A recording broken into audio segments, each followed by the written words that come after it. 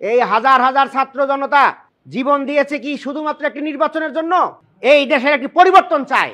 এই দেশে আর যেন সেই অতীতের মতো শুধু ক্ষমতার পরিবর্তন না হয়, দেশের গুণগত পরিবর্তন আসতে হবে।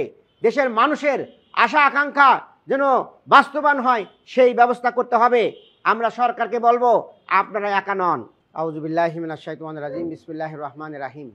বাংলাদেশ জামাত ইসলামী ঢাকা মহানগরী দক্ষিণের প্রাণকেন্দ্রে অবস্থিত পল্টন থানার উদ্যোগে আয়োজিত মাহে রমজানের সেহরি ও ইফতারির ফুড প্যাকেট উপহার প্রদান অনুষ্ঠানের সম্মানিত সভাপতি, পল্টন থানার সংগ্রামী আমির, পল্টন থানার সংগ্রামী নেতৃবৃন্দ এবং সুধীমণ্ডলী ভাই এবং বোনেরা, আসসালামু আলাইকুম ওয়া রাহমাতুল্লাহি ওয়া বারাকাতুহু। বাংলাদেশ জামাত ইসলামীর পক্ষ থেকে আপনাদেরকে মাহে রমজানের শুভেচ্ছা এবং স্বাগতম জানাচ্ছি। সম্মানিত ভাই এবং বন্ধুগণ, মাহে রমজান আল্লাহ রাব্বুল আলামিনের পক্ষ থেকে একটি উপহার। এই মাসে এমন একটি রজনী আছে যে রজনীতে আল্লাহ রাব্বুল আলামিন কোরআন নাজিল করেছেন, আর যে কারণে ওই রাত্রের মর্যাদা আল্লাহ বাড়িয়ে দিয়েছেন। হাজার মাসের চাইতেও বেশি মর্যাদা আল্লাহ রাব্বুল আলামিন ওই একটি রাতকে দিয়েছেন। সেই মহামান্বিত মাহে রমজান মাস আমাদের মাঝে এখন সমাগত হয়েছে। আমরা যারা ধর্মপ্রাণ মুসলিম আছি সবাই আল্লাহ রাব্বুল আলামিনের নির্দেশে রোজা রাখছি, সিয়াম সাধনা করছি, যেন আমরা আল্লাহর নৈকট্য হাসিল করতে পারি, তাকওয়ার গুণ অর্জন করতে পারি। সেই জন্য আমরা সবাই চেষ্টা করছি এবং আমাদের আরও বেশি বেশি চেষ্টা করা দরকার। আমাদের প্রিয় নবী সাল্লাল্লাহু আলাইহি ওয়াসাল্লাম বলেছেন, যে ব্যক্তি রমজান মাস পেল কিন্তু তার গুনাহখাতা মাফ করতে পারল না, তার জন্য হতভাগা। প্রিয় ভাই এবং বন্ধুগণ, আমরা যেন সেই হতভাগা না হই। আমরা এই মাহে রমজানকে গ্রহণ করে মাহে রমজানে যেন আমরা আমাদের গুনাহখাতা মাফ করে আমরা সবাই নিষ্পাপ মাসুম হয়ে ঈদের দিনে আমরা যেন নামাজ পড়ে একদম মাসুম হিসাবে বাড়ি ফিরতে পারি। আল্লাহ আমাদের তৌফিক দান করুন। প্রিয় ভাই এবং বন্ধুগণ, এই রমজান মাসে আমাদের প্রিয় নবী বলেছেন যে তোমরা যারা দায়িত্বশীল ব্যক্তিরা আছো, তারা তোমাদের অধীনস্থদের একটু কাজকর্ম কমিয়ে দাও, তাদের ডিউটি একটু কমিয়ে দাও। আমি আজকে বলবো, যারা মালিক আছেন তারা যেন শ্রমিকদেরকে একটু এহসান করেন, তাদের ডিউটি একটু কমিয়ে দেন। এবং সরকারকে জানাবো, আপনারাও আমাদের জনসাধারণের দিকে তাকিয়ে একটু এক মাসের জন্য হলেও আমাদের ডিউটি একটু কমিয়ে দেন, যেন সবাই সিয়াম সাধনা করতে পারে। পাশাপাশি আরেকটি কথা বলবো, যে এই সময়ে আমাদের বাজারের যে দ্রব্য মূল্য বেড়ে যাচ্ছে, আমরা বলবো অতীতে যারা সরকারে ছিল তারা তো জনগণের সরকার ছিল না, তারা ভোটের মাধ্যমে আসে নাই, তারা ভোট চুরি করে, তারা দিনের ভোট রাতে নিয়ে তারা এমপি হয়েছে, তারা ডামি ক্যান্ডিডেট, ডামি মন্ত্রী, ডামি এমপি, এইভাবে তারা দেশটাকে শোষণ করেছে। সেই সময়ে দ্রব্যমূল্য লাগাম ছিল না। আমরা গত বছরে দেখেছি মন্ত্রীরা বলেছেন যে আপনারা খেজুর খুঁজবেন না, বড়ই দিয়ে ইফতারি করেন।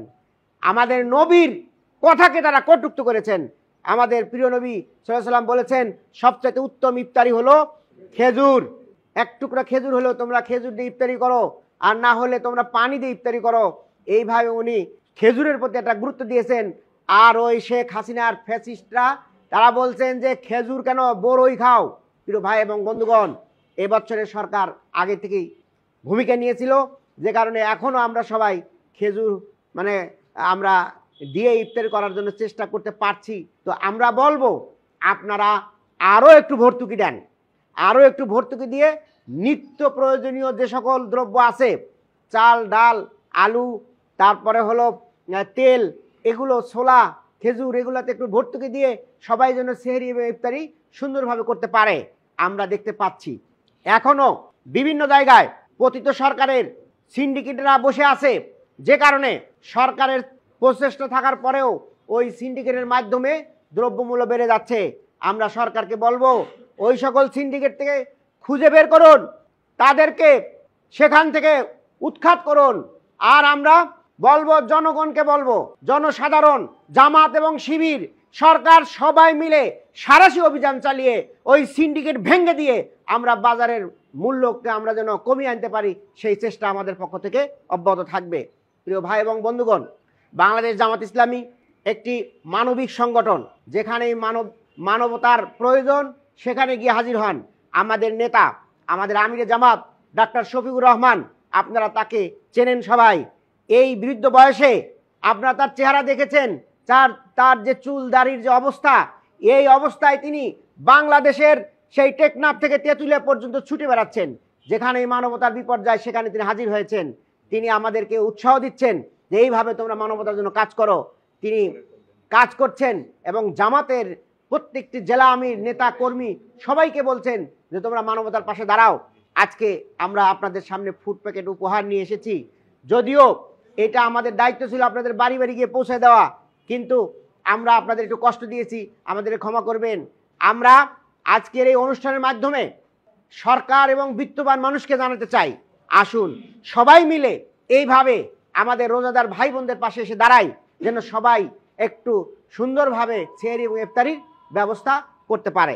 প্রিয় ভাই এবং বন্ধুগণ, বর্তমানে একটি কথা না বললেই নয়, একটা গোষ্ঠী তারা আজকে সরকারকে চাপ দিচ্ছে যে কোনো মূল্যে নির্বাচনের ব্যবস্থা করুন।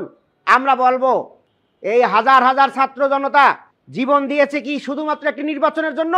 এই দেশের একটি পরিবর্তন চায়। এই দেশে আর যেন সেই অতীতের মতো শুধু ক্ষমতার পরিবর্তন না হয়, দেশের গুণগত পরিবর্তন আসতে হবে। দেশের মানুষের আশা আকাঙ্ক্ষা যেন বাস্তবায়ন হয়, সেই ব্যবস্থা করতে হবে।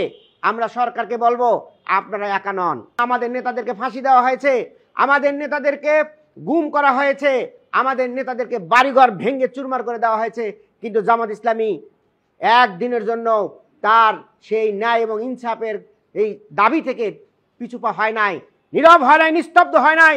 আমরা সর্বশেষ পর্যন্ত এই হাসিনাকে বিদায় করার জন্য যখন সর্বশক্তি দিয়ে কাজ করেছি, সেই সময়ে তার মুখে একটাই স্লোগান, জামাত শিবির, জামাত শিবির আমার বিরুদ্ধে এই ঘটনাগুলো ঘটাচ্ছে। এবং শেষ পর্যন্ত সে আমাদেরকে 1 আগস্টে বাংলাদেশ জামাত ইসলামী ছাত্র শিবিরকে নিষিদ্ধ ঘোষণা করলো। প্রিয় ভাই এবং বন্ধুগণ, এর মাধ্যমে কি প্রমাণ হয় না যে হাসিনাকে উৎখাত করার জন্য এই ময়দানে কারা ভূমিকা রেখেছিল? প্রিয় ভাইয়েরা, সমন্বয়করা সামনে ছিলেন।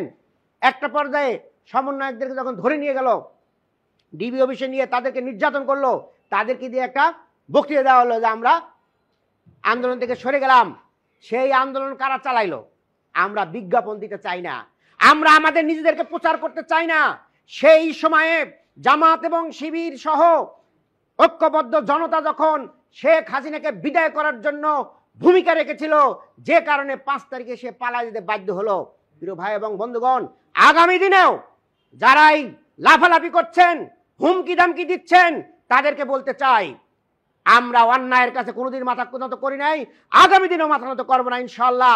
জনগণ এই ন্যায় নীতি ইনসাফের পক্ষে থাকবে এবং যারাই ওই ফ্যাসিস্টদের মতো কথা বলছেন তারাও একদিন নীরব হয়ে যাবেন ইনশাআল্লাহ।